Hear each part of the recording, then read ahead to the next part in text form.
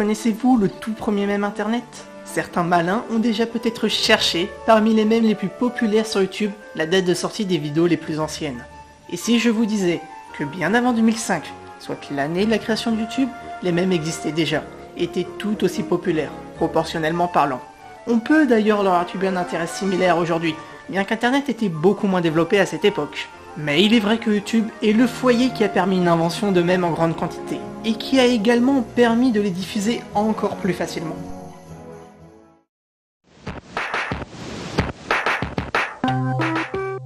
Keyboard Cat n'est pas le mème le plus répandu, ni celui ayant cumulé le plus de vues. Mais il demeure un des mèmes les plus importants de la culture internet, et nous allons aborder ses origines et expliquer cette effervescence. Nous allons donc voyager dans le temps, et arriver à une époque précédant la popularisation d'Internet et sa surabondance dans les médias actuels.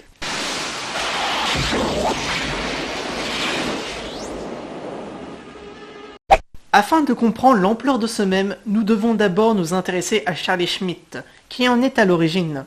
Tout d'abord, dans les années 70 et 80, Charlie Schmidt est un artiste et comédien américain assez spécial, étant donné de son talent bien particulier et anodin.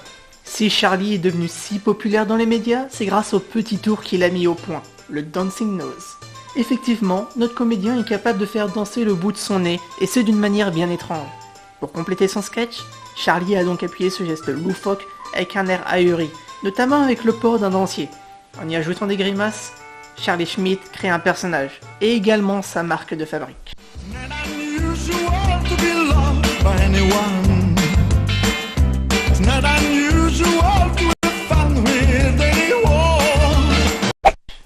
Rapidement, Charlie gagne une place dans la télé américaine et son nom devient de plus en plus populaire. Il réussit à faire sa fameuse prestation sur différents plateaux télévisés, sans compter les différents spectacles qu'il fit en tournée. Son secret, Charlie se servait d'une plaque de plexiglas indiscernable afin de faire mouvoir son nez dessus, et ce, sans entraver sa capacité à chanter et à faire des grimaces. Je vois pas comment. Son succès est tel qu'il voyage dans près d'une quinzaine de pays, afin d'y faire ses tournées et faire rire les gens grâce à un simple nez. En conséquence, notre cher comédien reçut plusieurs prix, notamment celui des American Comedy Awards, ou encore de l'émission japonaise Walai no Kin, le but de cette dernière étant de décerner un prix à la personne faisant la meilleure grimace. Charlie Schmidt se présente alors comme un comédien qui a conquis, grâce à son nez, les médias américains dans les années 80.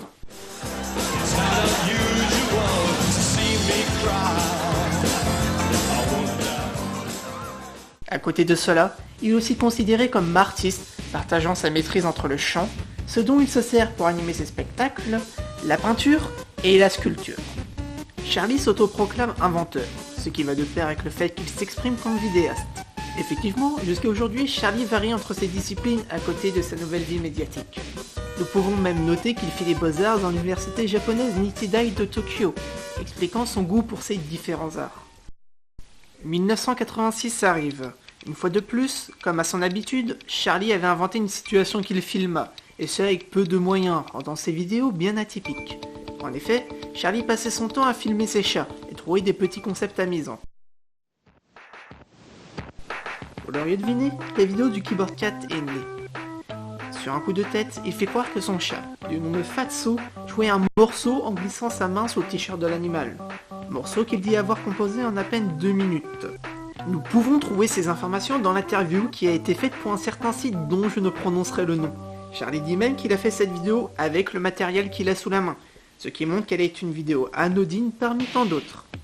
Selon certaines sources, il aurait voulu faire une petite musique ressemblant aux jeux vidéo de l'époque, se partageant entre le style 8 bits et celui 16 bits. Oh, ça fait beaucoup de bits. Bien évidemment, au moment où il a conçu cette vidéo, Charlie n'aurait jamais pensé que Fatso deviendrait si populaire sur internet. Après une ellipse, nous nous trouvons en 2007, et précisément le 5 juin, quand Charlie Schmidt créa sa chaîne YouTube. Il était inévitable qu'un homme si décalé dans la manipulation des médias participe à la folie d'internet. Le jour suivant, le 6 juin, il poste sa première vidéo. Mais il faudra attendre le surlendemain de la création de sa chaîne pour que Charlie daigne à poster sa vidéo de Fatso. Ainsi, la vidéo originale du Keyboard Cat arriva enfin sur internet le 7 juin 2007. Jusque-là, Fatso le Keyboard Cat n'était pas considéré comme un mème et n'en avait pas l'objectif. Après cette vidéo, Charlie continua de poster d'autres vidéos concernant ses sketchs ou même encore ses fameuses vidéos originales. Keyboard Cat avait tous les attributs du même, et il ne lui manquait presque rien pour revêtir un caractère viral. Il faudra attendre 2009 pour qu'un jeune internaute de 22 ans nommé Brad O'Farrell fasse son apparition. Dans l'interview vidéo faite par le magazine Vice en début 2013, Brad explique qu'il regardait beaucoup de vidéos à l'époque, et regardait déjà ce qui existait en matière de mèmes. C'est après avoir vu la vidéo de Fatso qu'il eut l'idée d'en faire un. Avant la publication du Keyboard Cat en 2007, les mèmes existaient déjà, et les gens en connaissaient la recette. Quelque chose de bête et simple qui est assez suffisant pour entrer dans la tête et ne plus en sortir. I'm a fire in my laser! Il existait déjà avant Batchers,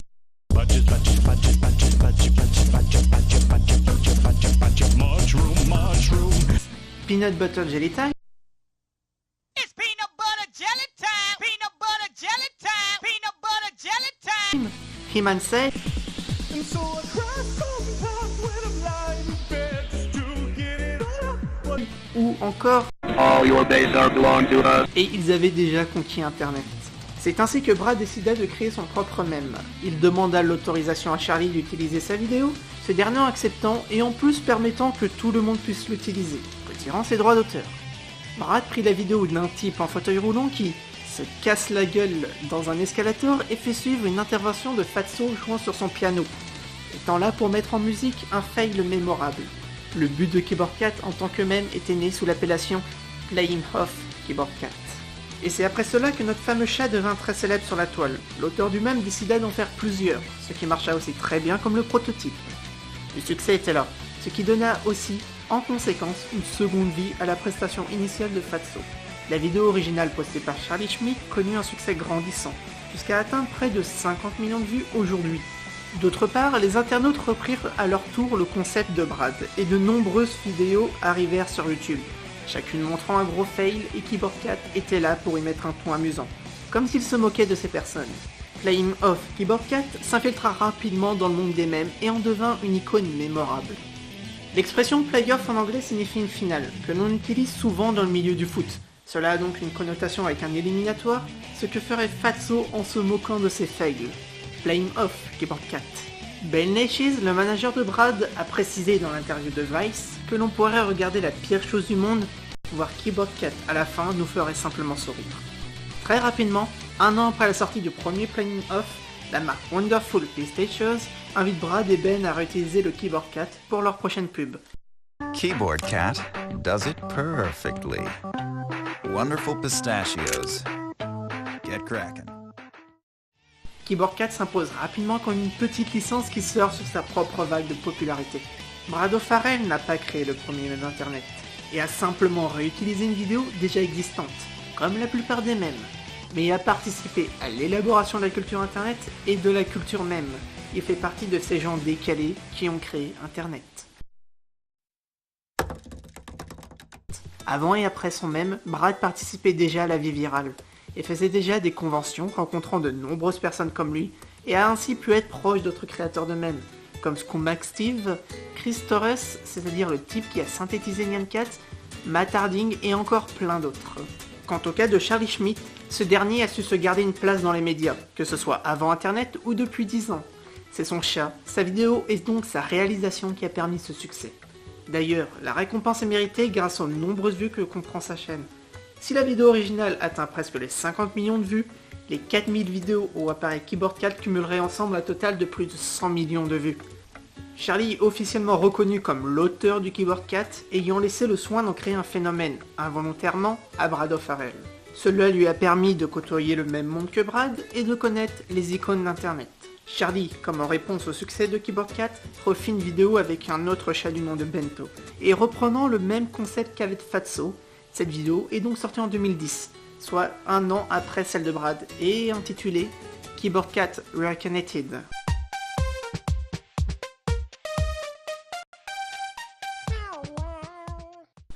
Fatso constitue aujourd'hui un mème très célèbre, mais malheureusement, ce chat n'a pas pu connaître son succès.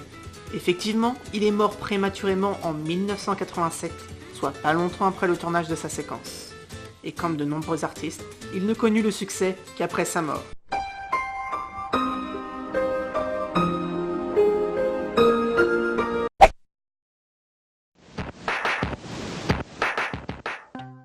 Charlie Schmitt et Fatso, plus de 20 ans avant l'heure, ont créé indirectement le premier mail internet.